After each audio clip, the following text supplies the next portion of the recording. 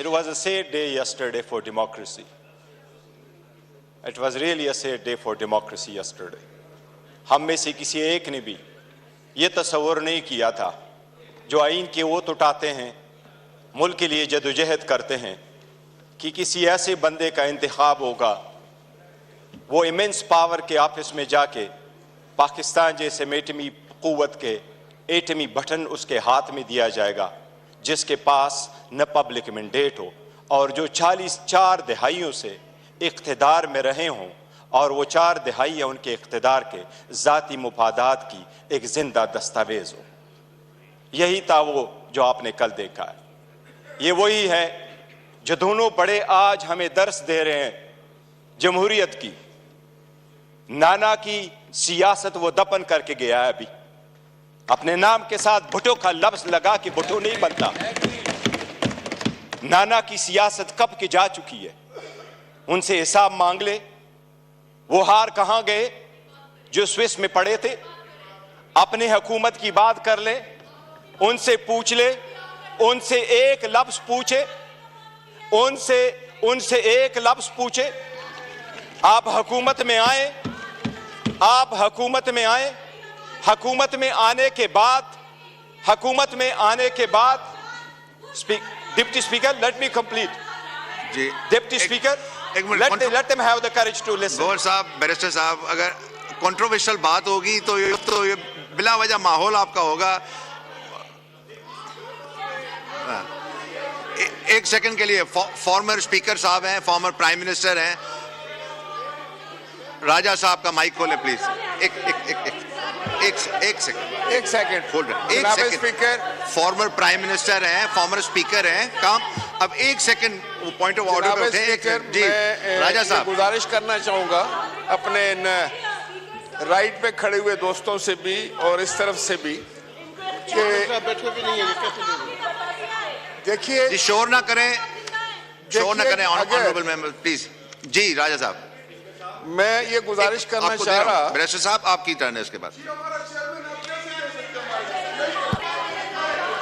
ओ बेटा बात सुनो, मैंने खुद आपके चेयरमैन को कई दफा दिए।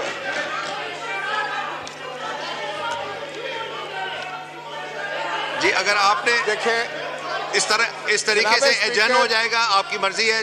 अगर आप if you choose to adjourn the house then आप एक सेकंड बैठे, मैं आपको कंप्लीट करने दे रहा हूं। आप देखें, आप इस तरह चेयर को डिक्टेट करेंगे तो ये कहां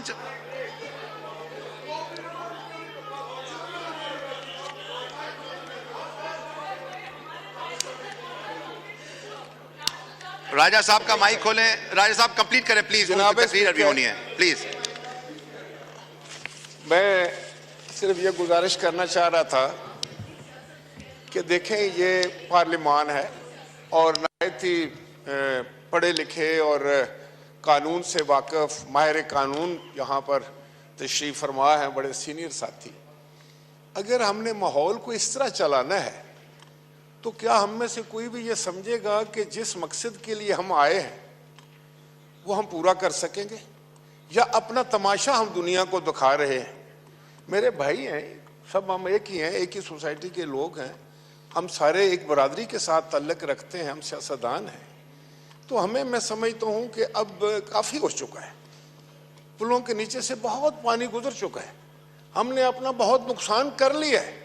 अब भी अगर आप चाहते हैं कि कुछ बचा है, जो रह गया है, उसका अगर आपने करना है कि जातियात पर हमले करके, एक दूसरे को अंगेख्त करके, एक दूसरे को प्रोवोक करके, तो फिर क्या आप ये चाहेंगे कि एक ठहरो यार, तुम्हारा लीडर भी है, सुनो मेरी बात सुनो। मैं आपको ये बताना चाहता हूँ कि अगर आप किसी के लीडर के बारे में गलत बात करेंगे तो आपके लीडर को भी कोई नहीं बख्शेगा।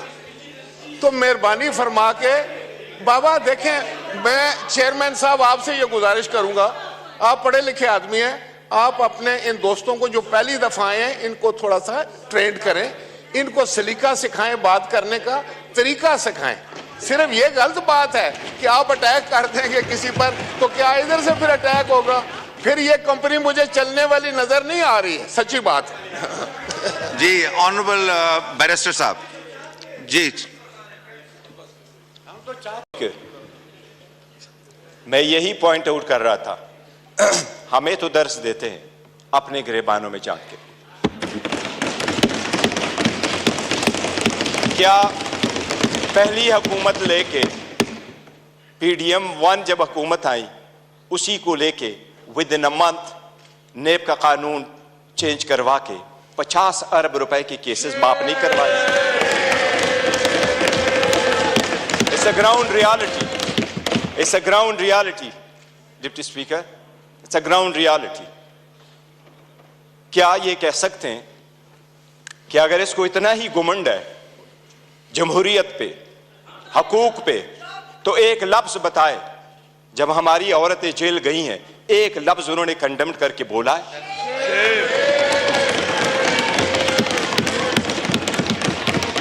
एक हमारे लोगों को जब इलेक्शन के प्रोसेस से गोया, ये जो पीछे लोग आप देख रहे हैं 91, ये 91 नहीं थे, ये 91 वही है।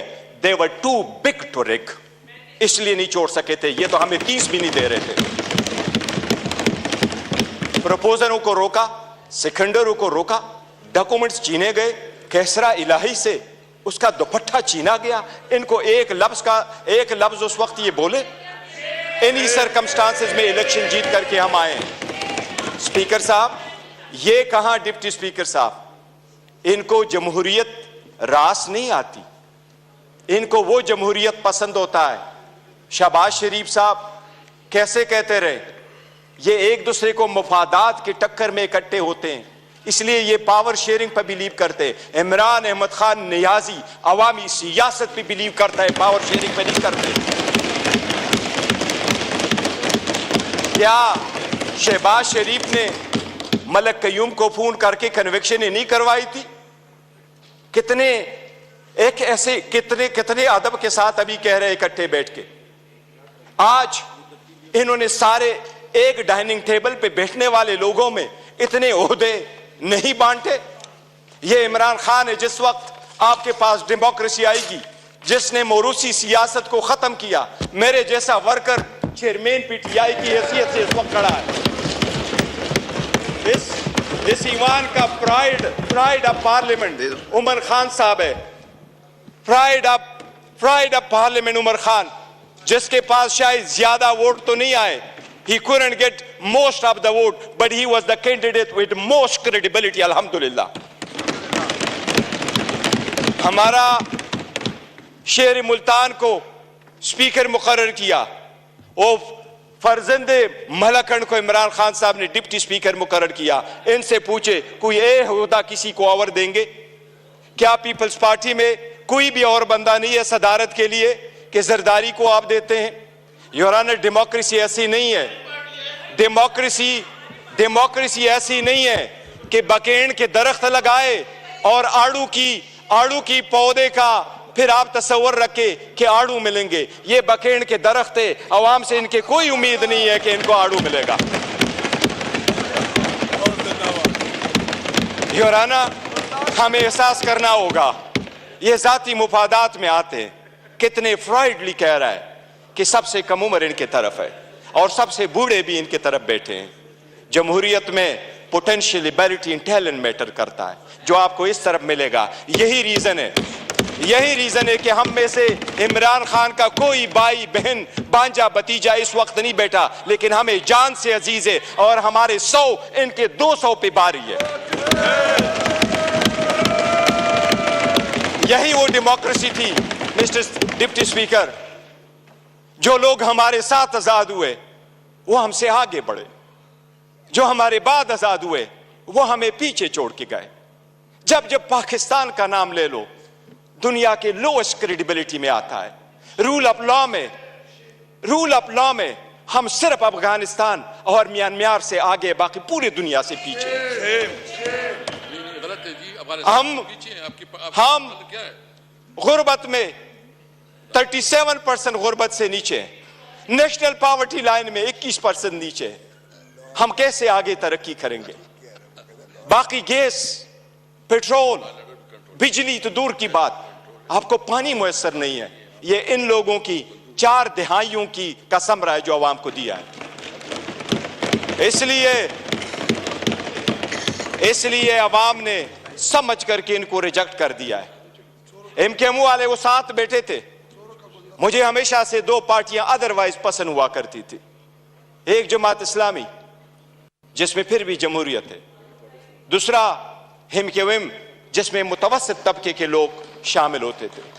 लेकिन इस मर्तबा वो भी टिकट लेने वालों के लाइन में लग गए और अपने वसूली की सौदाबाजी की। इनके 15 सीटें बैठ करके दिखाता हूं, 1 2 3 15 सीटें हमारी कराची में उन्होंने ली है, 2 सीट हैदराबाद में लिए। यही वो 15 सीटें जो उनको कहा क्या बेहतर होता अगर ये ओहदे के पीछे न जाते, असूल पे चढ़ते और ये छोड़ जाते, क्या फर्क पड़ता? इनके पास अब ये ना होता। जनाब स्पीकर, अगर आगे चलना है तो कुछ बेसिक वसूल पूरे दुनिया में होते हैं। पहला वसूल ये आपके सामने वो साइफर का जिक्र कर रहा है। साइफर एक हकीकत है। इमरान खान साहब ने जिस वक्त ये उठाया है, वो लोग जो मुल्क को साजिश करा कि हुकूमत खत्म करने में, उनका ट्रायल होना चाहिए बजाय उसकी जिसकी आपने हुकूमत खत्म किया और उसको ट्रायल भी करवाया। जनाब स्पीकर, कितने गौर से कहते हैं कि इलेक्शन फ्री, फेयर और ट्रांसपेरेंट होना चाहिए। आप उस हुकूमत का हिस्सा थे डिप्टी स्पीकर।